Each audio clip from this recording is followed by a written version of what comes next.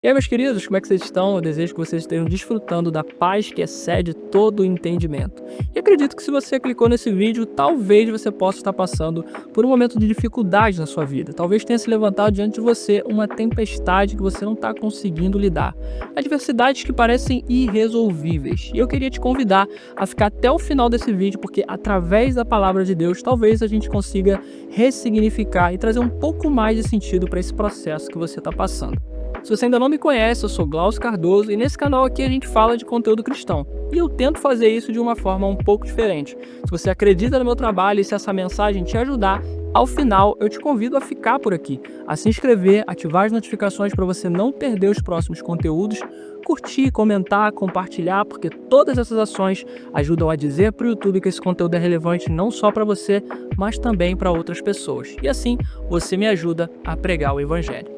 Bom, dito isso, vamos entrar na mensagem. Tem o capítulo de Marcos, mais necessariamente Marcos capítulo 6, a partir do versículo 46, que vai narrar uma história que é uma história muito conhecida por nós, que é quando Jesus anda sobre as águas. E eu gosto muito dessa história contada da perspectiva de Marcos, porque ela vai trazer alguns detalhes pra gente que pode nos deixar inferir que sim, aquela tempestade pode ter sido causada pelo próprio Jesus para provocar a fé nos seus discípulos. Vamos ler o texto comigo? Eu vou pegar aqui o tablet para a gente ler o texto junto. Se você tiver em posse da sua Bíblia aí, eu te convido a abri-la lá em Marcos 6 e a gente vai ler a partir do versículo 46, tá? E a palavra vai dizer assim: depois de se despedir de todos, subiu sozinho ao monte para orar. 47. Durante a noite, os discípulos estavam no barco, no meio do mar, e Jesus sozinho em terra. Ele viu que estavam em apuros, remando com força e lutando contra o vento e as ondas. Por volta das 3 da madrugada, Jesus foi até eles caminhando sobre o mar. Sua intenção era passar por eles, mas quando o avistaram caminhando sobre as águas, gritaram de pavor, pensando que fosse um fantasma. Ficaram todos aterrorizados ao vê-lo. Imediatamente, porém, Jesus lhes disse: "Não tenham medo. Coragem, sou eu." Em seguida, subiu no barco e o vento parou. Os discípulos ficaram admirados. Foca nisso aqui, eles ficaram admirados. E olha o que o 52 vai dizer: pois ainda não tinham entendido o milagre dos pães. O coração deles estava endurecido. E a gente fica por aqui. Eu pedi para você prestar atenção nisso aqui porque eles ficaram admirados. Só que o que me chama a atenção é que esse não tinha sido o primeiro milagre de Jesus. Jesus já tinha feito alguns milagres e milagres muito intensos. Milagres que mexiam com o imaginário e com o senso comum de qualquer pessoa que, vivendo na nossa época, visse coisas desse tipo.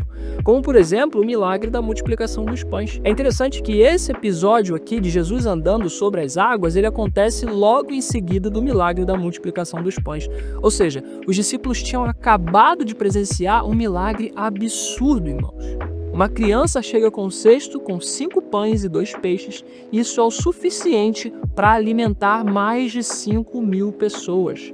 Irmãos, eu não sei você, mas se eu visse esse tipo de milagre acontecendo na minha frente, já seria o suficiente para ficar admirado com a pessoa que foi capaz de realizá-lo. Mas parece que isso não foi o bastante para os discípulos. Eles precisavam ver mais.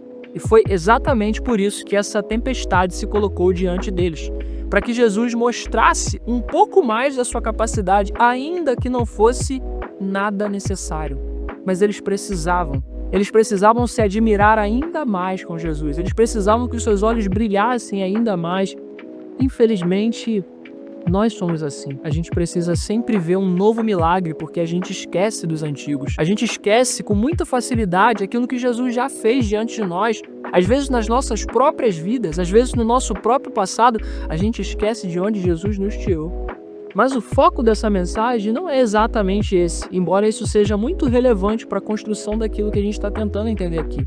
O foco dessa mensagem é Jesus dizendo: coragem, sou eu. Isso me deixa inferir, não só por essa parte, mas também pela parte em que diz que os discípulos estavam admirados, pois não tinham entendido ainda o milagre da multiplicação dos pães. Ou seja, pode ser uma forma menos vergonhosa de dizer que os discípulos estavam incrédulos com aquilo que eles tinham acabado de vivenciar, que foi a multiplicação dos pães. Talvez seja uma forma velada de contar a história e não mostrar pra gente com tanta clareza a nossa falta de fé. E às vezes Jesus precisa gerar tempestades nas nossas vidas, situações adversas, fazer com que obstáculos se levantem para que a glória de Deus seja manifesta, para que a gente consiga ver que Ele é capaz de fazer o impossível, para que a gente consiga ver que, assim como Ele fala lá em Jeremias, Ele é o Deus de toda a humanidade, não existe realmente nada difícil demais para Ele. Quero te chamar para uma realidade de talvez você está numa situação de incredulidade. Existe essa possibilidade, ela não é a única. Eu queria trazer para você, através da palavra de Deus, uma chance de ressignificar o seu momento. Você já parou para pensar que talvez Deus esteja gerando na sua vida uma situação de dificuldade, uma situação de adversidade, uma situação de extrema pressão para fazer você se mover em fé, para fazer com que a sua incredulidade seja quebrada na raiz, que é o seu coração? Talvez você já tenha visto muitas coisas acontecerem da parte de Deus. Como eu disse no início, coisas que aconteceram na sua própria vida. Você já experimentou da bondade do Senhor, a glória dele já foi manifesta na sua vida.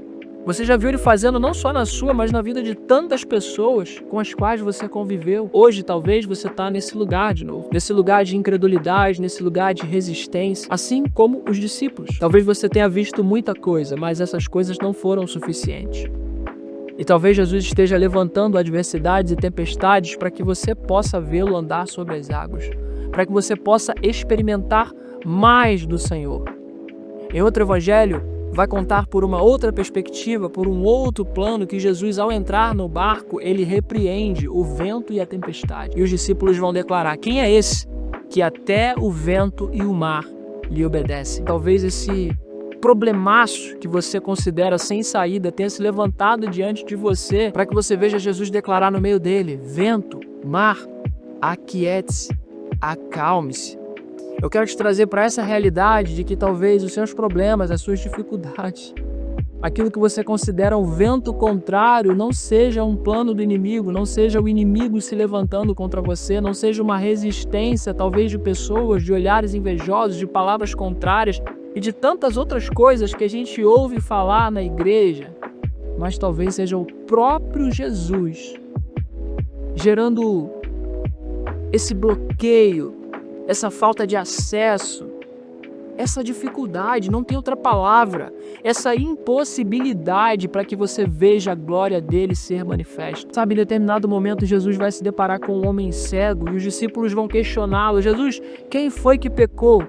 Foram seus pais ou foi ele mesmo? Jesus responde: não foi nenhum nem outro. Essa adversidade, esse problema, essa impossibilidade de enxergar foi gerada na vida desse homem para que a glória de Deus seja manifesta em sua vida. Tem muitos problemas na nossa vida, querido, que são gerados pelo próprio Deus para que a glória dele seja manifesta, para provocar a sua fé, para que você agora de fato consiga entender que ele pode fazer todas as coisas. Bom, eu espero que esse vídeo tenha te ajudado de alguma forma. Eu espero que ele tenha trazido um pouco mais de elucidação e ressignificado talvez um momento difícil que você esteja passando. Cara, Jesus pode fazer tudo, de qualquer forma e de qualquer jeito, inclusive levantar adversidades para que ele mesmo as resolva. Essa palavra tem base lá, como eu falei, em Marcos 6, a partir do versículo 45. Se você tiver interesse em meditar mais nela, eu te provoco a isso, porque a palavra de Deus é a fonte de tudo. Eu não substituo a palavra, nem eu, nem ninguém. Então é muito interessante que você vá buscar as suas próprias revelações. Esse vídeo aqui, ele é mais um complemento para te respaldar em algo, para te ajudar em algo, para te trazer uma nova visão, uma visão que talvez você não consiga enxergar sozinho, mas a palavra de Deus é pura e eficaz. Eu não sou substituto dela, então eu te provoco a ir lá em Marcos capítulo 6 e ler a partir do versículo 45 e deixar o Espírito Santo ministrar o seu coração a respeito dessa mensagem. Tá bom? Eu fico por aqui. Se esse vídeo foi relevante para você, deixa nos comentários que ponto te tocou, compartilha com aquelas pessoas que você acha que tem que ouvir essa mensagem, curte, enfim, faz todas essas ações aí que eu sempre falo que você tem que fazer, porque tudo isso vai ajudar a dizer para o YouTube que esse conteúdo é relevante, não só para você, mas para outras pessoas, e a gente vai praticar a grande comissão de Jesus Cristo, que é ir por toda parte pregando o Evangelho. Tá bom, querido? Eu fico por aqui, não se esqueça, Jesus ao centro. Até o próximo vídeo. Beijo.